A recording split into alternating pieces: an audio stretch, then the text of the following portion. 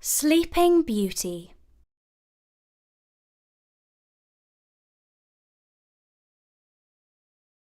Sleeping Beauty. Once upon a time, there lived a king and a queen who said every day, "If only we had a child." After many years, their wish came true and a baby girl was born. Oh, how happy they were! They shared their joy by inviting 7 wise fairies to the palace. When the fairies sat down to eat, they each found a gift made of gold by the side of their plate. Now, there was one other fairy whose magic was more powerful than all the wise ones put together. Unfortunately, this fairy had an evil heart. When she heard of the celebrations for the baby princess and found out that she had not been invited, she took great offence. Towards the end of the evening, each of the wise fairies gave a magical gift to the baby princess. The first wished her the gift of reason. The second wished her the gift of beauty. The third wished her the gift of grace. The fourth wished her the gift of music. The fifth wished her the gift of dance. The sixth wished her the gift of... Well, we do not know what gift she would have wished for, because at that moment the evil fairy appeared in the centre of the great hall, her mouth fixed in a false smile and her eyes delighting in spite. "Do forgive me for dropping by uninvited," she said. "I will not keep you long. I have come to wish my own gift upon the baby princess."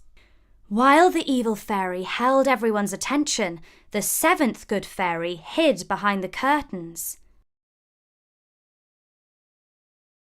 The wicked one continued, "I do so wish that the dear little princess shall grow up to be a radiant, accomplished and beautiful girl of 16 years, the delight of her parents' eyes.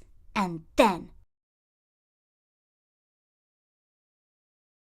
on her 17th birthday, she shall prick her finger on the needle of a spinning wheel and die." How do you like that? Still laughing dreadfully, she strode from the hall. Amid the uproar, the 7th wise fairy stepped out of hiding and waved her wand to cast the spell of silence.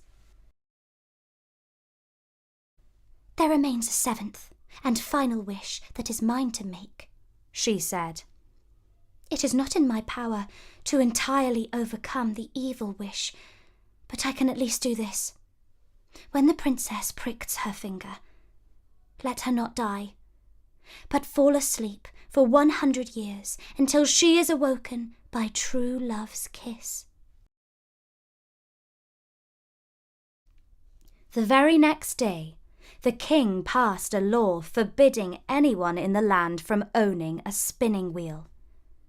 After that, no one ever spoke of the ill-fated banquet. The child, whose name was Talia, grew up to be as talented as she was beautiful.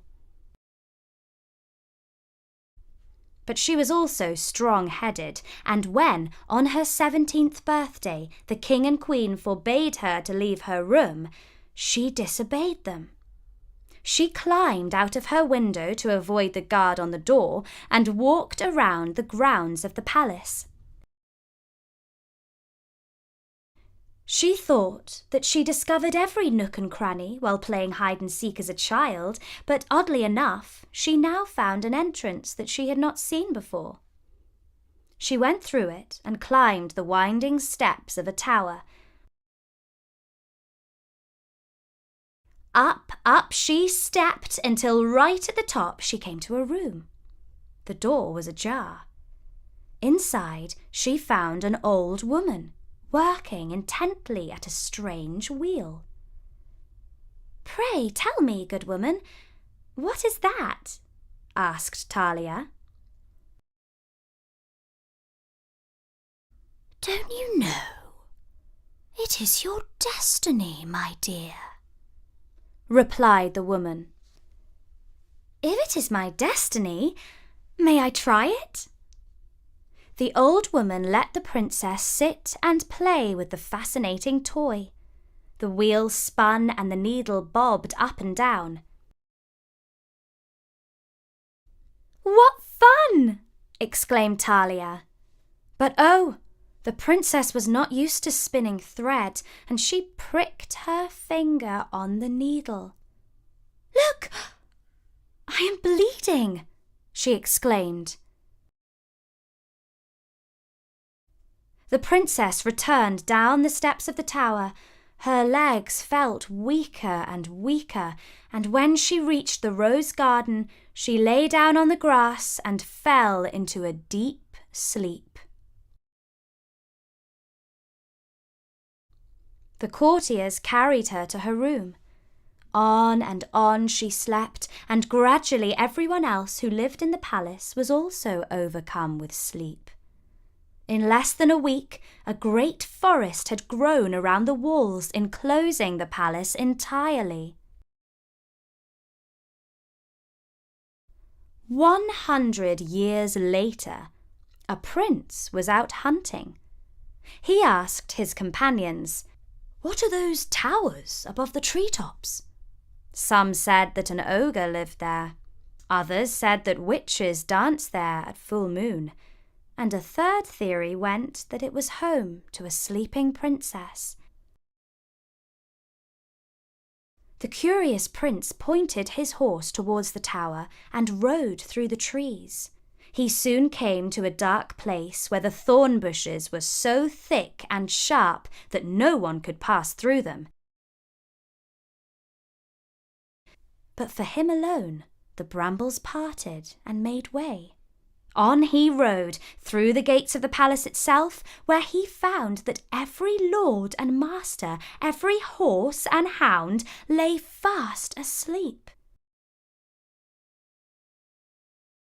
He saw food on plates, glasses half full, fires still burning, everything exactly as it had been.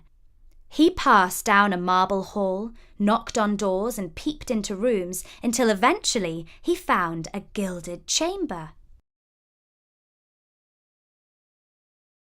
inside of which, among embroidered covers and silken cushions, lay a princess. She slept serenely. The prince knelt down beside her, picked up her hand and kissed it. Her eyes opened. They were blue and full of curiosity. "Who are you?" she asked. "Your husband-to-be, or so I dare to hope," he replied. And the very next week they were wed. And that was the story of Sleeping Beauty, as told by me, Emma, for StoryNori.com.